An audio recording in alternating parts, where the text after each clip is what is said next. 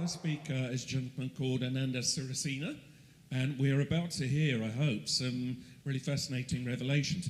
We're living in a time right now, and some of you will have seen this just in the last few days, where it's not quite disclosure, but there are rumblings in quite official places, especially in America, that they're beginning to admit to a lot more about UFOs and things like this.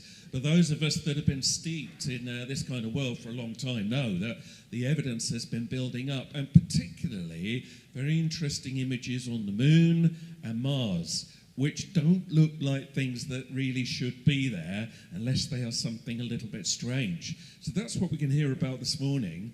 And I hope that we're going to learn today that certainly there's a lot more going on around us than we know. So give a big hand, please, for Ananda Sirisena. There he is.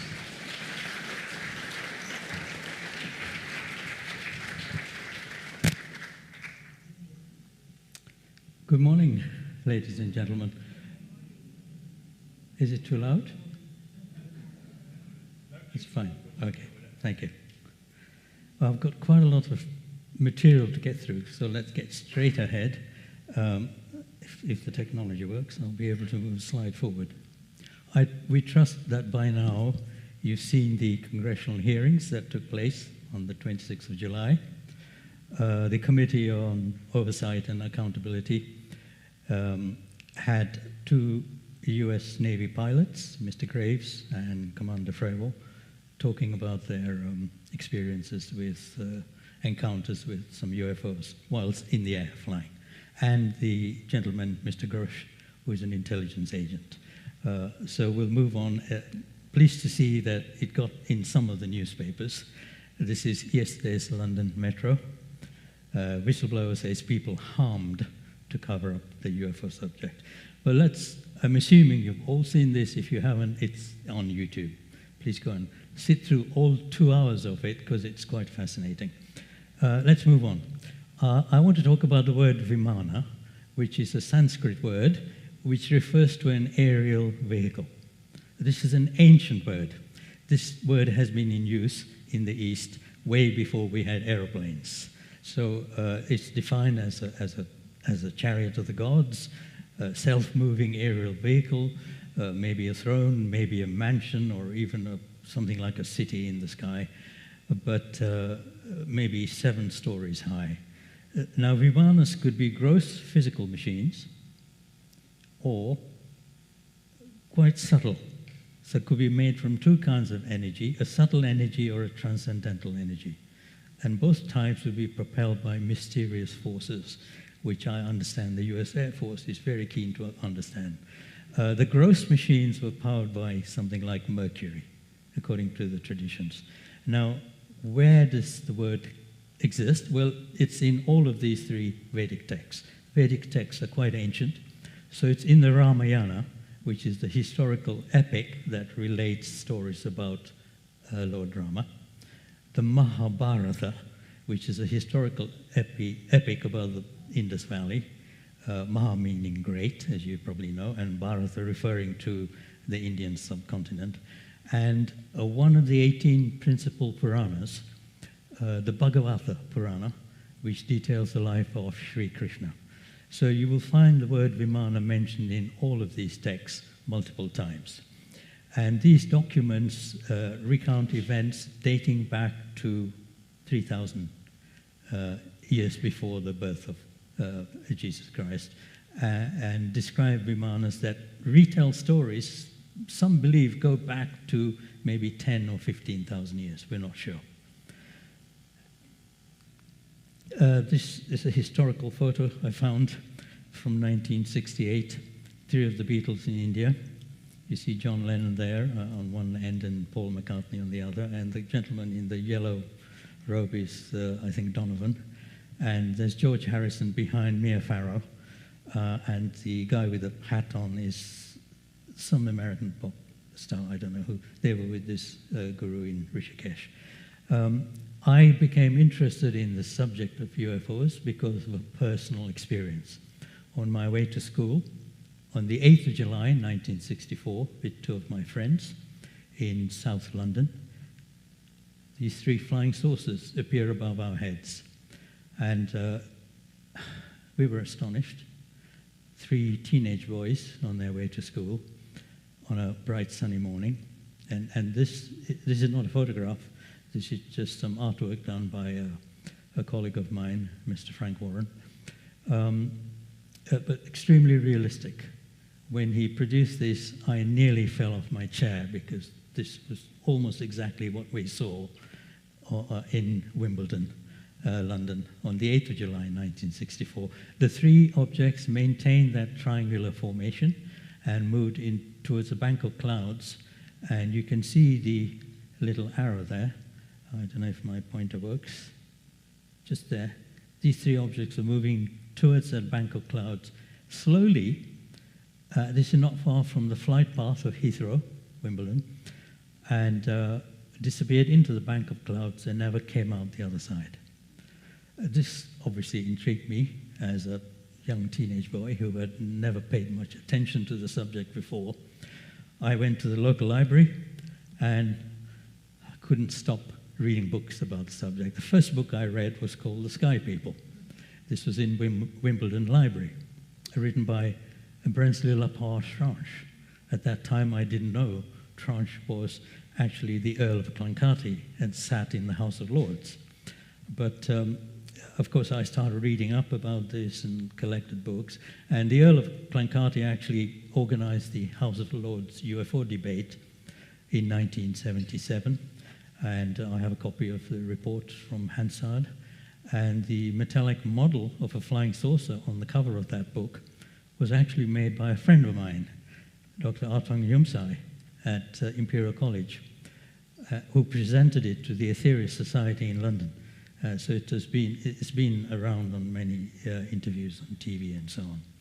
And of course, I started reading up about the subject. As you can imagine, Kenneth Arnold's sighting, 24th of June, 1947, when the expression flying saucer was coined. Coincidentally, 21 years to that date, I was on a flight from New York to Los Angeles because I wanted to meet the British contactee, George King, who founded the Aetherius Society. More about him later. Then I started reading up books by Donald Kehoe. He wrote several books. He was constantly at war with the US Air Force over the subject. He wanted full transparency. The Air Force said, there's no proof of this whatsoever, whereas he was getting his reports from US Air Force pilots and so on. So interesting times. I lived through the 60s and the 70s reading books one after the other. Then I became interested in what the scientists had to say. And you've all heard of Dr. Alan Hynek, who actually ran the program for the US Air Force, the debunking program for the US Air Force in Project Blue Book, but he eventually changed his mind and wrote the book, The UFO Experience, a Scientific Report. If you haven't read it, I recommend it, as well as the other one, the Hynek UFO Report. Let's move on. Then I read books by Jacques Vallée. Challenge to Science, I thought was quite interesting. And then Jacques Vallée's book, UFOs, The Psychic Solution. And now, there's been an interesting theory. I call it a psychological theory that the flying saucers or the UFOs kind of reflect our advances in science and our advances in flight. There's one good way to test this theory, and that is to go backwards in time. So let's go back to before we had modern science. Let's go back to before we had modern airplanes, flights. Let's go back maybe even before the term Vimana was in the Sanskrit language. So if that theory is true, is this true? Obviously not. I'm afraid that the UFOs, which are a result of very advanced civilizations, both from within this solar system and outside of this solar system, are not looking like that. They're way ahead of us. One scientist I did admire greatly was James McDonnell, who did a great deal of research on the subject, and he said UFOs are entirely real and we do not know what they are because we have laughed them out of court. He meant out of the court of science. The possibility that these are extraterrestrial devices, that we are dealing with surveillance from some advanced technology, is a possibility I take very seriously. So he was certainly a scientist I admired for that reason. Of course, I studied everything about I could get my hands on about Project Saucer, Project Sign, Project Grudge, and Project Blue Book, which was eventually closed down based on the recommendation of the University of Colorado Condon Report in 1969. However, as a result of my personal sighting, I became interested in the whole subject of contact with these objects because of a personal experience. And here we see that even the Air Force has an internal intelligence manual, AFM 200-3. In chapter 9, page 3 of that, you see this diagram. Clearly, US Air Force pilots had seen these objects close up. And the caption says, "The Air Technical Intelligence Center is responsible for the prevention of technological surprise." Naturally, then I became interested in the 1950s contactees. The first one of whom I studied was Ophio Angelucci. He claimed first contact on 24th May 1952. He wrote 2 books, Son of the Sun, and eventually renamed The Secret of the Sources. He passed away in 1993. The other contactee was Daniel William Fry. He claimed first contact on the 4th of July, 1949, and in his book, The White Sands Incident, he drew a picture of the object that he had been invited to take a ride in, a typical disc-shaped object, which he says took him from White Sands all the way to New York and back in about 20 minutes or something like that. The other contactee, of course, is the famous one about who was a co-author of the book, Flying Saucers Have Landed. Now, I know there's been a lot of negative statements about this man. However, what I saw on the 8th of July 1964 is identical to that photograph that he claimed he took through his telescope. There is Adamski on a TV show discussing his photo of a mothership which he had taken through the telescope. Just to go back, he stuck a camera on the end of the telescope there, and that's how he took his photos. Then, of course, soon after that, I heard about this man, Truman Bertram. He claimed first contact in July 1952 and wrote a book called Aboard a Flying Saucer. All very interesting stuff. If you've never read them historically, they're certainly worth reading. And then there was this man, Gabriel Green, who actually stood to run as president. Obviously, he didn't succeed in the presidential race, but he made an attempt through the Amalgamated Flying Saucer Clubs of America to forge a kind of political coalition to pressure the US government to release its files about flying saucers.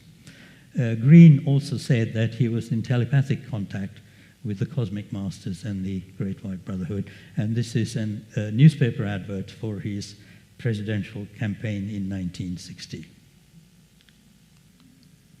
Another man was George Van Tassel. He held conventions such as these, but at the Giant Rock in California, the interplanetary spacecraft conventions, as he called them. He constructed a building which he called Integraton, which he said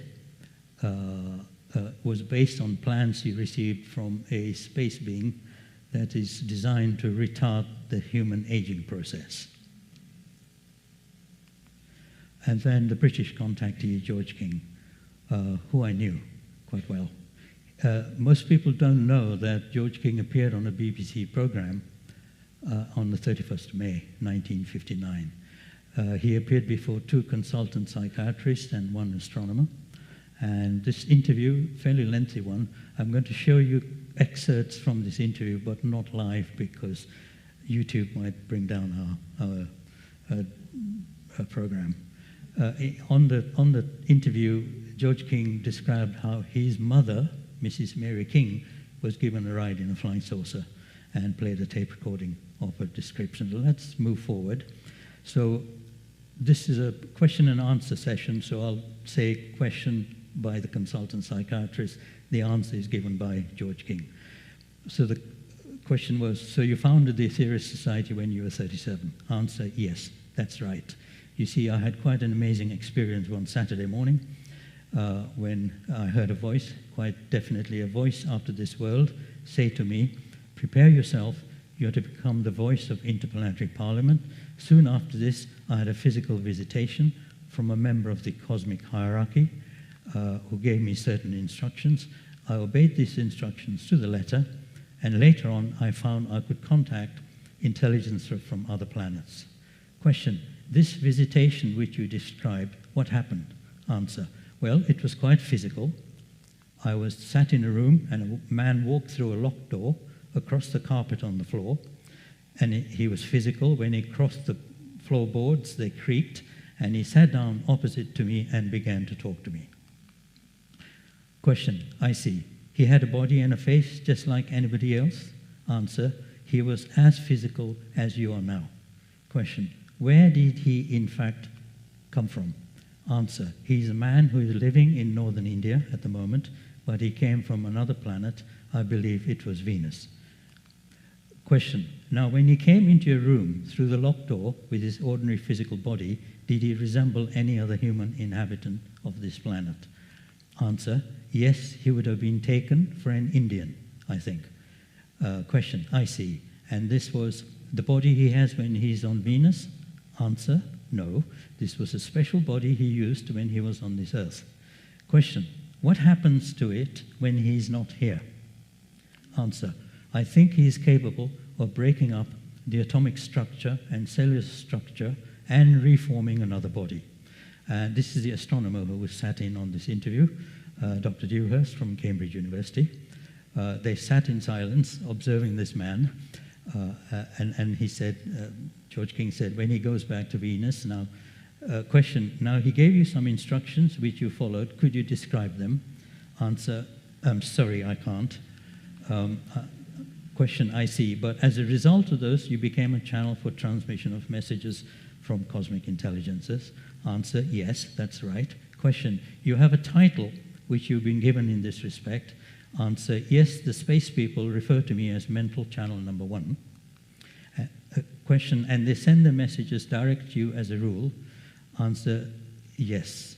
I think I've received more messages from the space people than any other person on Earth at the moment. Remember, this is May 1959.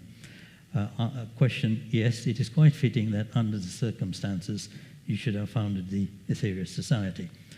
And you did this for what purpose? Answer, well, I wanted to make known this great truth that I was receiving. I wanted all the world to know about it, so I founded the Aetherius Society so that this could be brought about.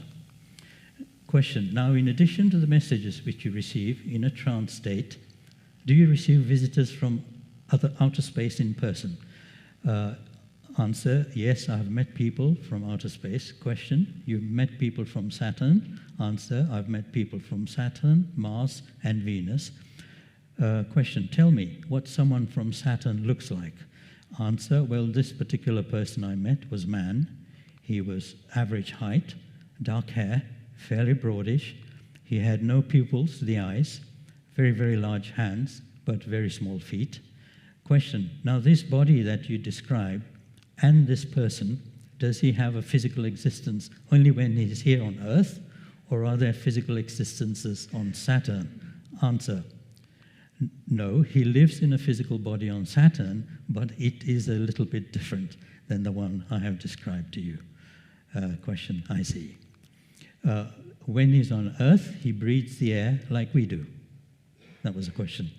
Answer, yes, and he eats like you do. Question, could he swim in the sea? Answer, yes, except he would not eat meat. Question, he would not eat meat, but when he's on Saturn, he has a physical body. Yes, but not quite the same. Quite so. Answer. And the same thing applies to people from Venus and Mars and all the other planets in this solar system. Now, when they come to visit you, when they come to visit the Earth, how do they get here?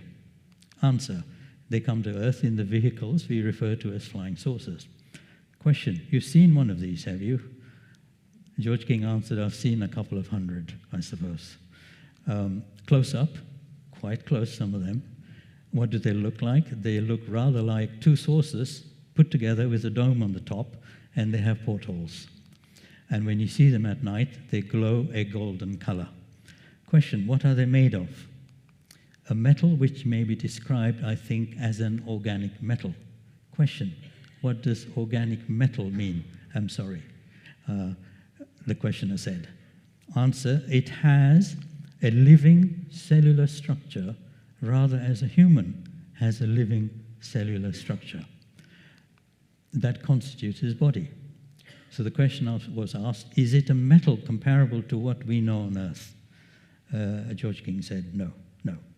Is it a metal which can be detected in any way in the spectrum of any of the planets from which it comes? Answer, it may be, yes, possibly.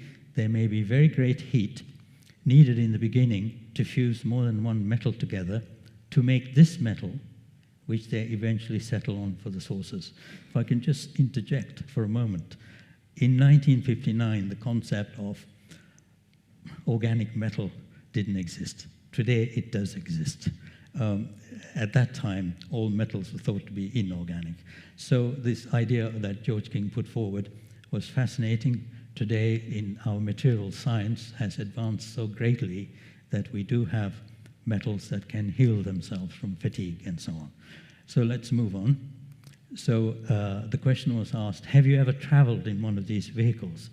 And George King said, not in a physical body, but I'd like to point out that my mother has traveled in one of these vehicles in a physical body, and she went along to a meeting that was arranged. She had to walk through mud in a field, and she got her shoes covered with mud. She walked up some steps and into a flying saucer. And then they asked whether George King would play a brief recording of his mother's statement about her trip in the flying saucer, which he did. I'm sorry I can't play this tape to you, YouTube reasons. But here is what she said. And in a few moments, one of the screens lighted up. I thought, oh well, now I've got something to look at. These are the words of Mrs. Mary King. And it was the strangest, most fantastic thing you've ever seen. Behind this screen seemed to be a round world moving slowly. It was going from west to east, but from east to west was a light working along this scene, this screen. I could see it was round because I could see the contour of it. Oh, I said, that's wonderful. That's just lovely. I said, what is that? He, the pilot of the craft, said, that is your Earth. Oh, I said, isn't it wonderful? And what is that light? He said, that is our beam. We are flying over your Earth. Now, this recording Mrs. Mary King made was a lot longer than the clip they played on the TV on that interview, during that interview. So then the questioner said, when the messages come to you in your capacity, which you have described as mental channel number 1, you go into trance and the voice speaks through you. Is that right? Yes, said George King. The intelligence speaks through me. In other words, I gain telepathic rapport with the intelligence from another planet, and you convey this message through me. Question, using your vocal cords? Yes. Oh, yes. Could you do that this evening? I think I could. Yes. And the question, before I ask you to do it, there's one other question which I would like to ask you. I hope you'll accept as completely sincere, but to be answered with equal sincerity.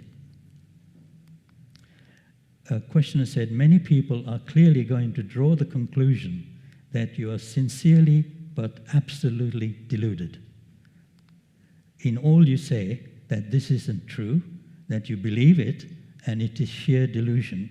What is your own answer to that? How do you know that this is not a projection of your own imagination?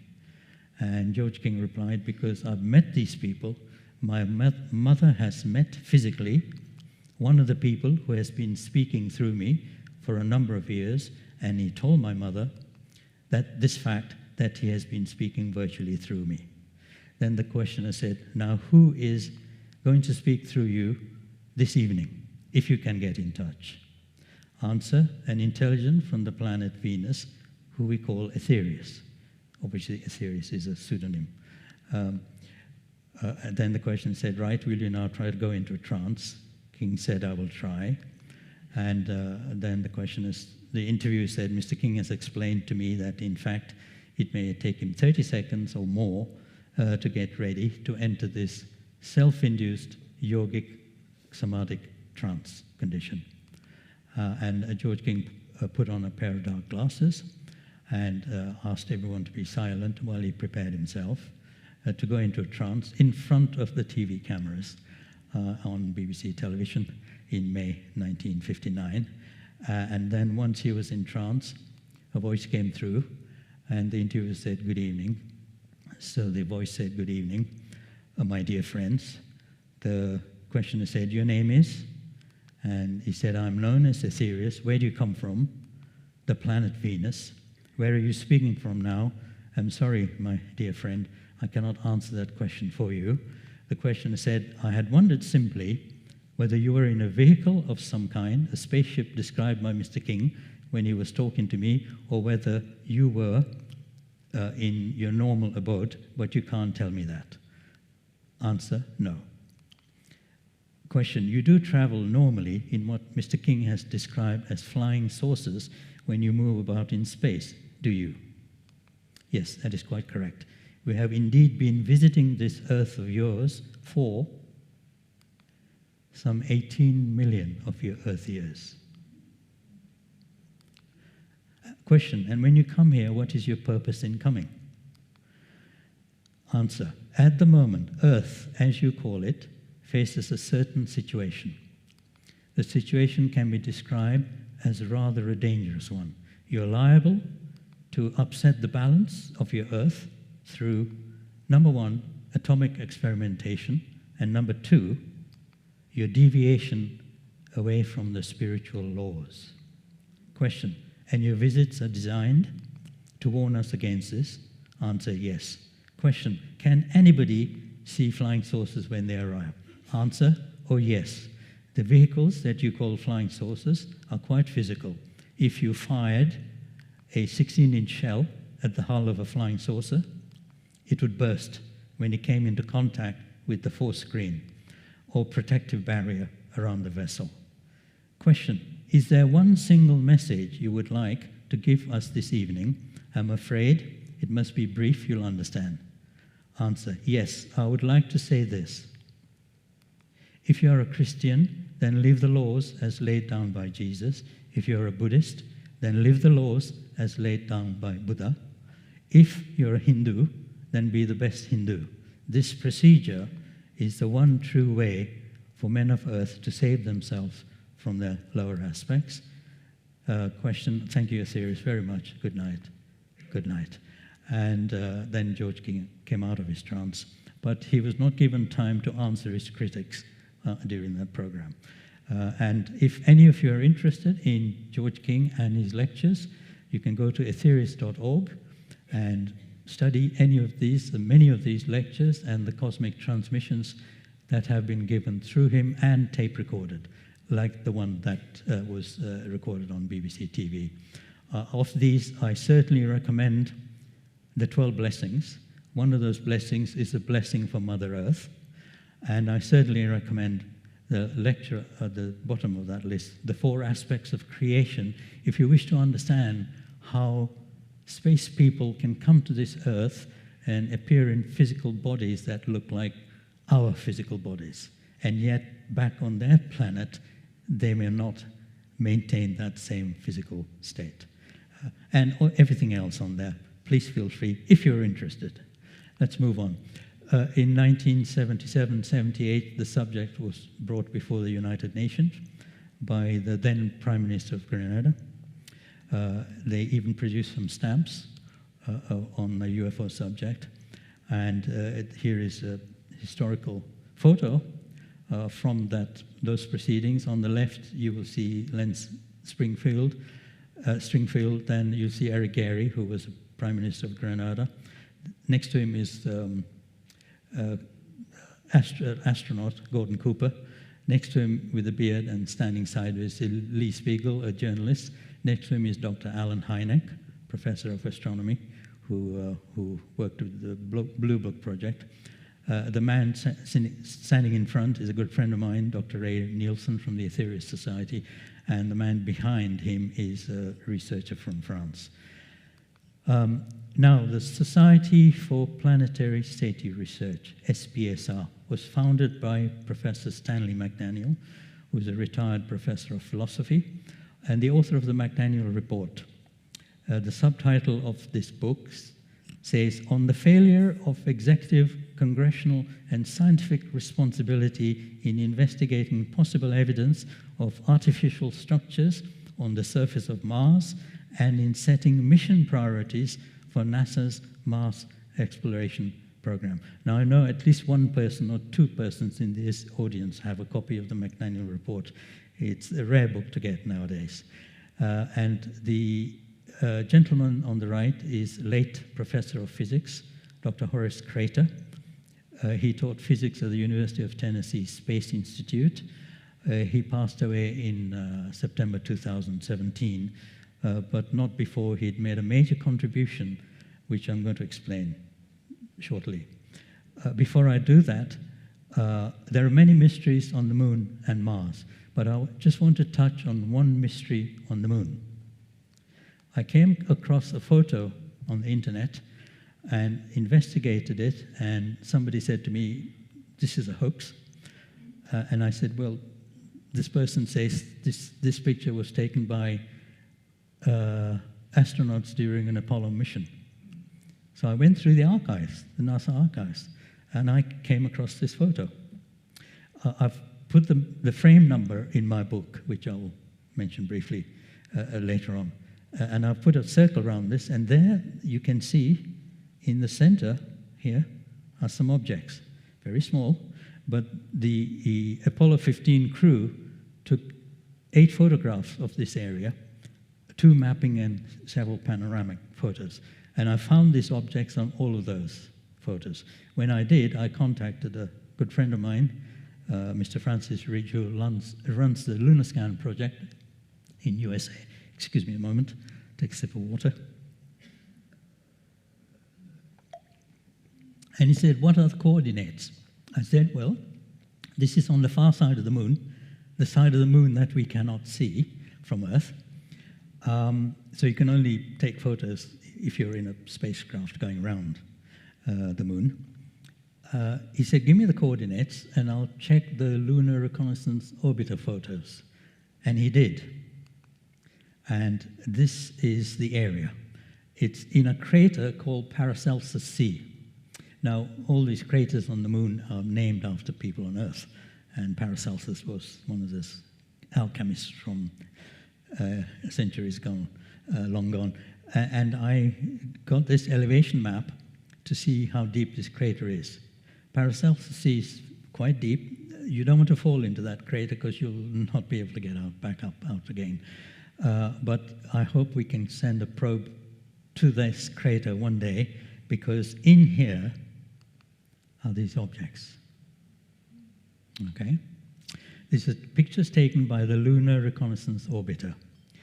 Now, we brought this to the attention of NASA, and NASA stopped corresponding with us. There's 3 objects here. The lower object appears to be a wall, this one. The top object appears to be some kind of a building, and between them is some kind of angled bracket type structure. Now, let me give you some idea of the size. This bottom feature, the wall, is 423 feet in length. Okay? And from the shadow that it casts, we know the angle at which the picture was taken. We've calculated the height to be 94 feet. Or if you prefer the metric, it's 129 meters in length and 28.65 meters in height. So imagine standing in front of a huge wall on the moon. That looks very strange.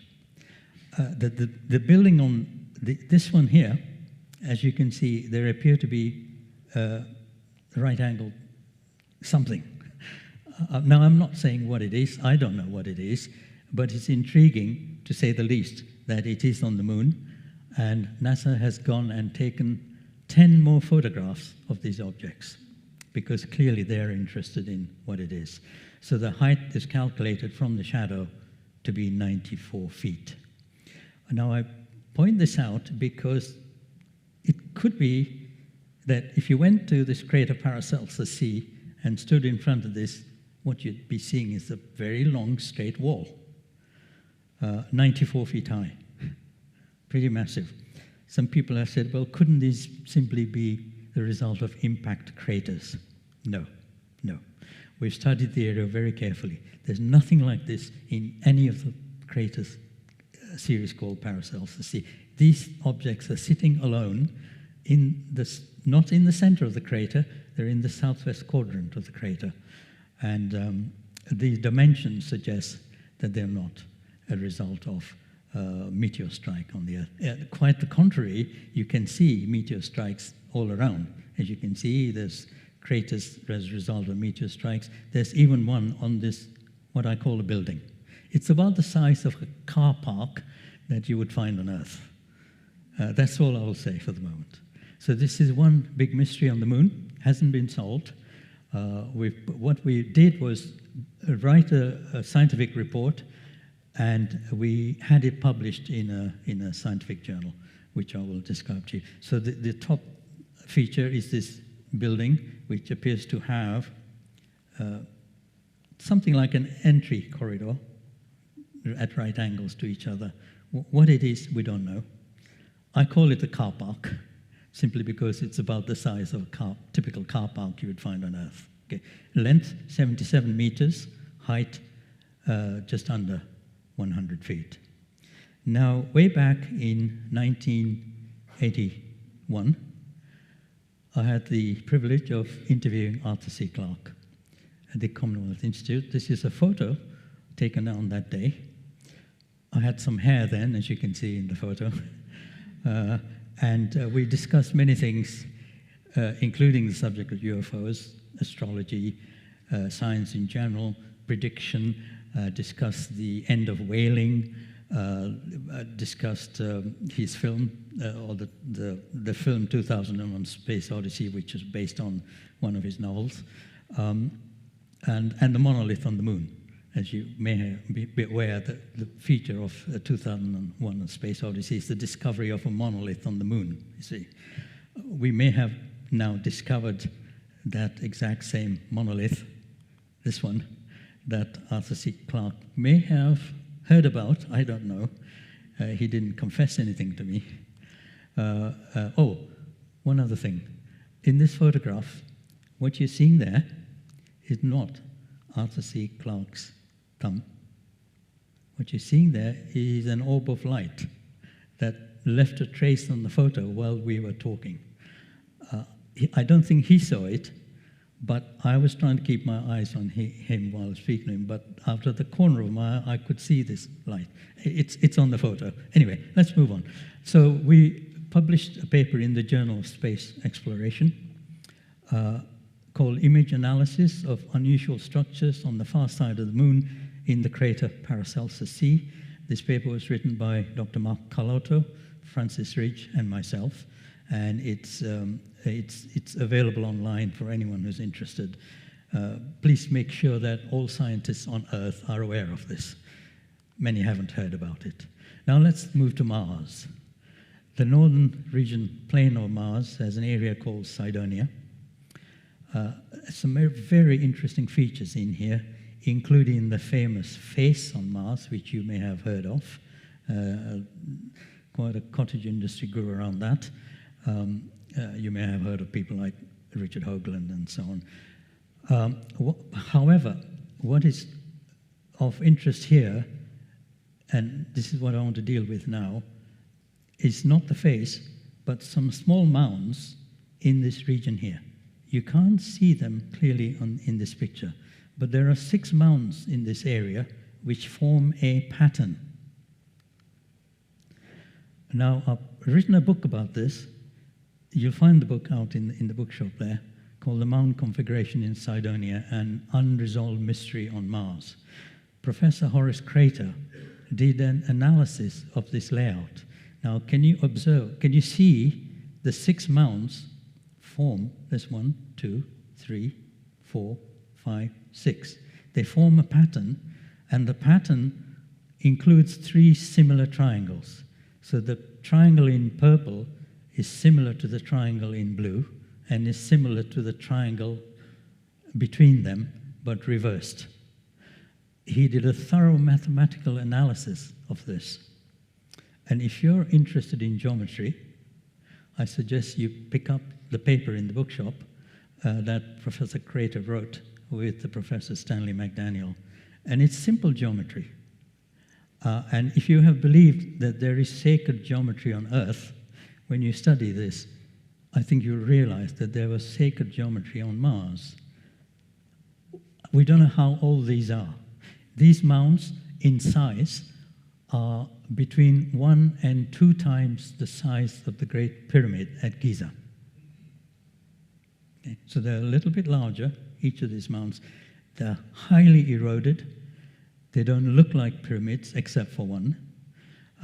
So Professor Crater said, we'll call them mounds in the paper, rather than pyramids, which I thought was quite clever of him. So this detailed analysis shows a very strange mathematical layout. And he discovered something about that layout. I don't know whether I should reveal it to you or not. Maybe later. Oh, okay, all right. He discovered that this depicts the inside geometry of a regular tetrahedron. A regular tetrahedron is a 3-sided pyramid. So a 3-sided pyramid has a triangular base, 3 equal sides, and you can turn it any which way, and it's still a 3-sided pyramid. So that's called a regular tetrahedron. So he discovered that this layout reflects the internal geometry of a regular tetrahedron. Now, how many people on Earth know the inside geometry of a regular tetrahedron? Please put your hands up if you do. 2? 2 in this room? 3? Anyone? Any more? 4? That's it. That's about the percentage I find whenever I speak about this publicly. So this tells me that whoever placed these mounds on Mars, maybe millions of years ago, knew the geometry, the inside geometry of a regular tetrahedron, which is a 3-sided pyramid. Of course, the pyramid at Giza is a 4-sided pyramid, as you know, and all the pyramids on Earth, most of them are 4-sided, but you'll be hearing more about that at this symposium, I'm sure. So to summarize then, what I did was write this up in a book, because it's difficult to explain. It would take me at least 35 minutes to explain this layout, the geometry of this layout. And I don't want to put you through that, okay? It is my belief there are many planes on many planets with portals between them. And life, some of it not as we know it. One day, we will travel to the stars. We will travel outside of the solar system. One day, not in the near future. It's going to take us a long time. And we'll head towards the nearest galaxy to ours, the Andromeda Galaxy. And we'll discover things that we haven't imagined before. Not even our best science fiction writers will have imagined what we will discover as we travel through the solar system. I don't mean using remote sensors and spacecraft, but as people. Maybe in physical bodies or modified physical bodies. So my first book is called Massive Vimana, UFO, over the atomic weapons establishment, a challenge for Parliament. This relates a report of a massive object about the size of a football field that was seen over the Aldermaston Atomic Weapons Research Establishment near Reading in Berkshire. Also in this book, I have written a detailed report of my personal sighting and the subsequent events. The second book here is called Other Worlds in Buddhism. I've drawn from the Buddhist text what the Buddha said about other worlds in space. You know, Buddhism has never denied the existence of extraterrestrial life. The third book I've already mentioned, the mound configuration in Cydonia. I've also written a book called Something Strange on the Lunar Surface, which gives you all the details about those three objects on the far side of the moon in the crater Paracelsus Sea. There's a few copies of all of these books out there in the bookshop area if you're interested. And my latest book is called Flying Saucer Lands in Sri Lanka. This is about a landing in a school playground, which happened on the 30th of April, 1998, at the Adikaram Primary School in Sri Lanka, where I was born. So, in summary then, this is our home, yours and mine. Let us safeguard it. As Chief Seattle said in 1854, whatever befalls the earth befalls the sons of the earth. We must not destroy our earth. So I'm making a spiritual statement here. I believe that our Mother Earth is a living, breathing, cosmic being, much more advanced than we are as humans. If you think you're small, if you think you're just a speck of cosmic dust, remember there are suns in this galaxy that are 1,000,000 times bigger than our own sun. So if Earth is a small dot, as shown here, against our sun, which is 186,000 miles in diameter, we would have a real problem understanding the sheer size of the galaxy. And the universe with trillions of galaxies similarly sized. So let's remain humble. Let's admit we don't know everything. We're not the greatest things since sliced bread in the universe. Let's adopt that view. And let's remember last year's heat bomb. Remember this? And remember this newspaper in July last year had on the cover, Earth sends a warning. We have to take heed of this. We have to take care of our Mother Earth, and I would like you to please read this gentle prayer for Mother Earth. Our vision has brought us closer to you, making us aware of the harm we have done to the life network upon which we ourselves depend. We are reminded that we have poisoned your waters, your lands, your air.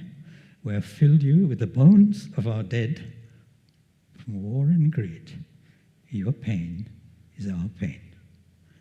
Touching you gently, we pray that we may become peace bringers and life bringers, so that our home in this journey around the sun not make our earth a sterile and lonely place. May this prayer and its power last forever. This is from a Buddhist temple in Canada, and I thought it was a beautiful prayer, and I wanted to end my talk with this prayer. So with that, ladies and gentlemen, I bless all of you. Please go in peace and remain open-minded. Om Shanti, Shanti, Shanti. Thank you.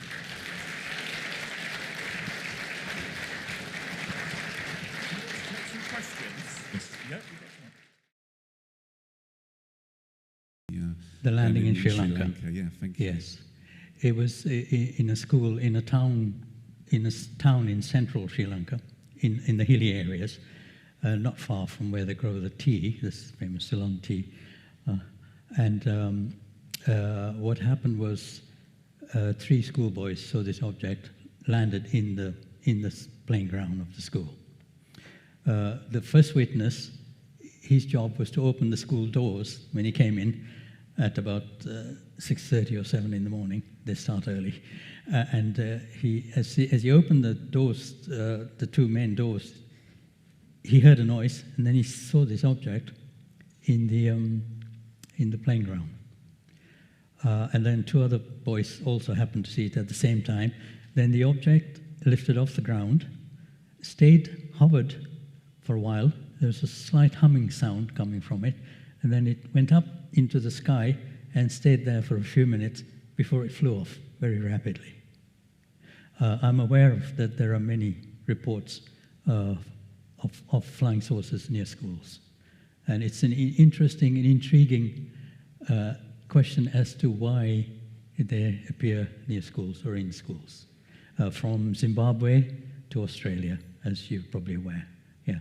So let me just go back to the drawing one of the witnesses made. It was a green object with a yellow band of light around it. And on one end, he said there was what looked like a projection with two beams of light, red and yellow, and another something on the other side, and something like a dome on top.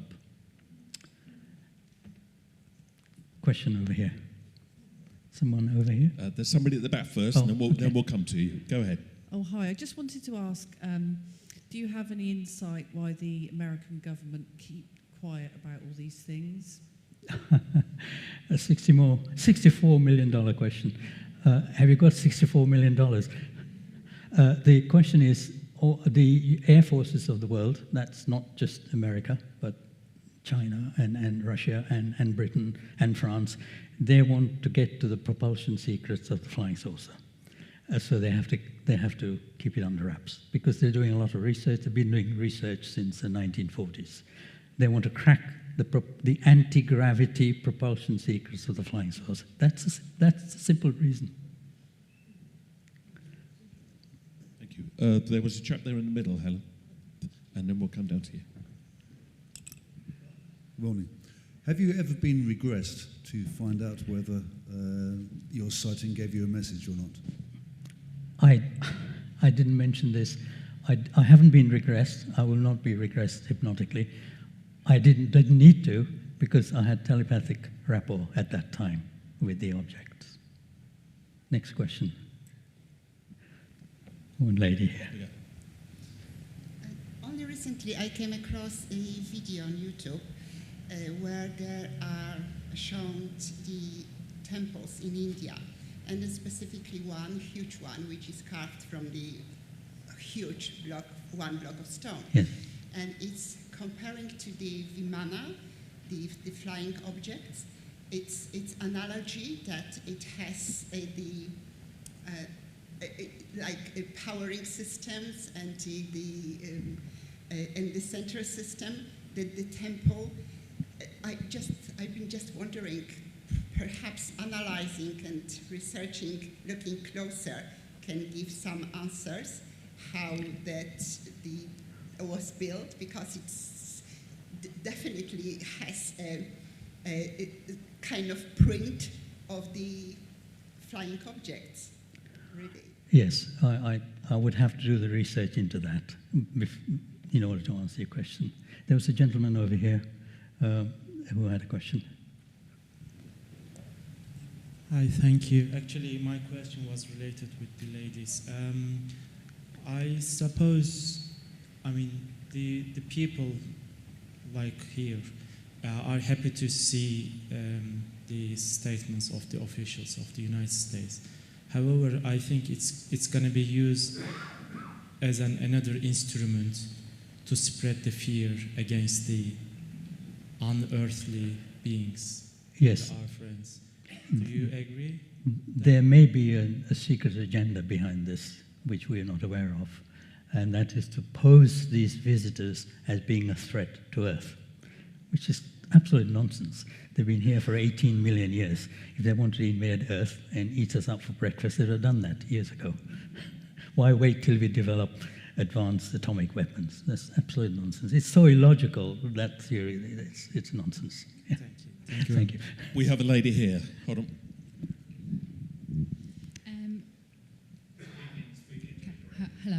Hello. I was just wondering, why do you think contact has changed so much, the nature of it, from the 1950s and 60s, where it was quite positive with the contactees, to something which seems to, on the surface, have become quite negative, with things, you know, people being taken by the greys and, like, you know, other sort of, like, you know, beings. You know, why do you think that there's been that shift, and that, you know, you've got these other sort of like beings called the, like, Nordics, who were around quite a lot, it seems. I have my own theory on that. I just wondered why that might have happened. This is only a theory. My theory is that some of these dark side things that you just mentioned may not actually be extraterrestrial. They may be terrestrial military working with agents from the lower planes of Earth. Okay? So I said to you, there are many planes on each planet.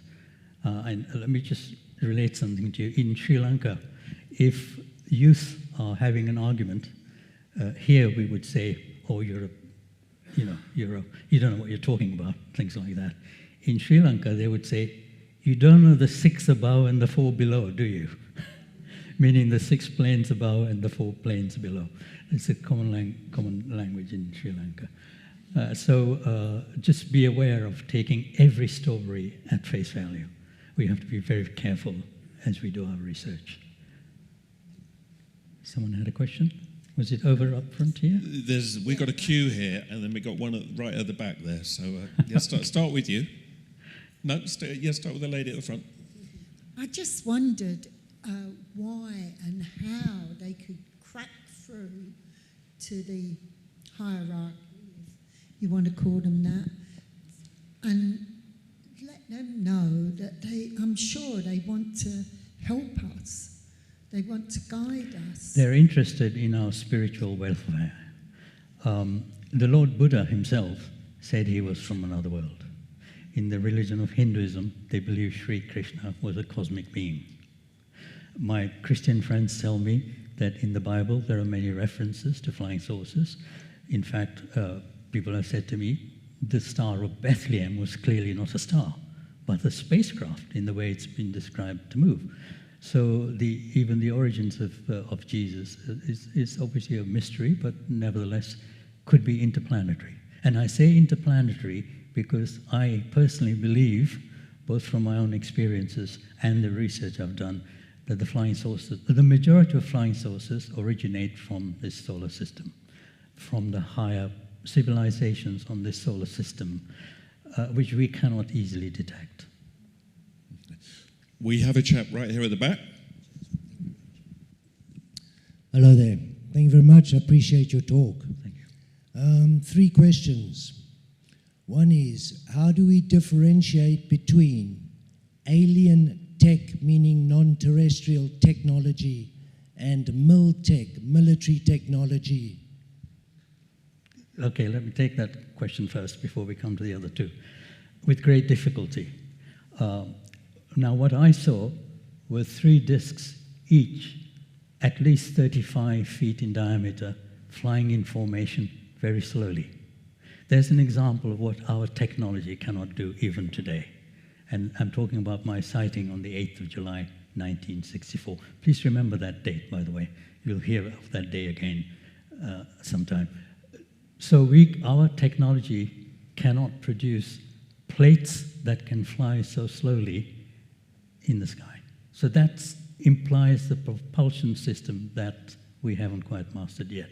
So there is high-tech technology on Earth, yes, but they can't do the things that the real flying saucers can do.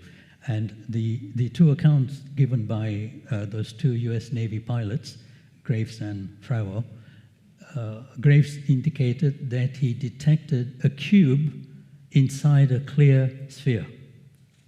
And Frauer described what he said was a 40-foot tic-tac doing amazing turns. We cannot do that. There is no technology on this Earth. And I studied engineering at university, so I'm not a dimwit in the sense of understanding science. So I think not. If and when we progress in our science, you will find that the flying saucers will display even more dramatic prowess. So you just led me on to the next question, the Tic Tacs. Yes. So you're saying the Tic Tacs are alien tech? All I can say is what Commander Fravo described. Okay. Now, I'm aware of the fact that there are people out there who say that the Tic Tacs are terrestrial technology. Yeah, Miltech, exactly. Military. I'm aware of that. And there's a lot of evidence to back that up. And that follows on to the gentleman in the front there who was questioning and the lady over there, the revelation at the moment of the UFOs and why it's being released to the public in such a massive way, particularly from the Pentagon. I mean... Well, the Pentagon actually has been opposed to these whistleblowers coming forward. I realize that. Yeah. I go with the folk in the front there that we've been led into an area that we don't know enough about. And some of the evidence is the change of the name recently from UFO to UAP. The UAP, the unidentified aerial phenomena. Anomalous phenomena. Anomalous. Yes, that's what UAP stands for. I understand it was aerial phenomena on YouTube and across the engines. It's changed again. I believe the lady says it's changed again. So let me just add to that. It could also be unidentified aqua phenomena. Yes, And that's leading the on to reason. So UFO implied flying objects flying through the air. Anomalous imply objects that can fly through the air, go in the water, go into the earth, and so on. Yeah. So they realize that they're much capable of much more than we are. One very last question. Last one, very quick, please. Thank you. It's a very quick. I'm quite astounded. I never considered the great masters to be extraterrestrial beings, and it's kind of brought it all together to me. So I'm a bit. Have you a comment on that? I'm sorry, I missed your question. The great masters, the spiritual masters, I never considered them to be extraterrestrial beings, although obviously they are extraterrestrial beings. Who has not considered? I hadn't. You hadn't. Okay. Well, you can change your mind today. Absolutely. Yeah. I'm just wondering if you had a comment on that. Yes. Through history, we have had great ones come to our planet to kindle the flame of spirituality in our hearts. At different times, different places, different levels of civilization in inverted commas, our civilization levels, I mean, from planes much higher with very advanced technology as well behind them, need be. Star of Bethlehem, the 5 lights that were seen when the Buddha was born, Sri Krishna's cosmic adventures and so on, which are in the Bhagavad Gita and the Hindu religion. So I'm just surprised that the religions themselves are not teaching this to their followers. Okay, I don't know. You have to ask the religions. You have to ask the religious leaders why they're not doing that. They should be speaking the truth and revealing the facts, if they know the facts, to their followers from their pulpits. On that note, Ananda Sirisena, thank you very much. Thank you very much. Thank you. Brilliant stuff. Thank you. Thanks so much.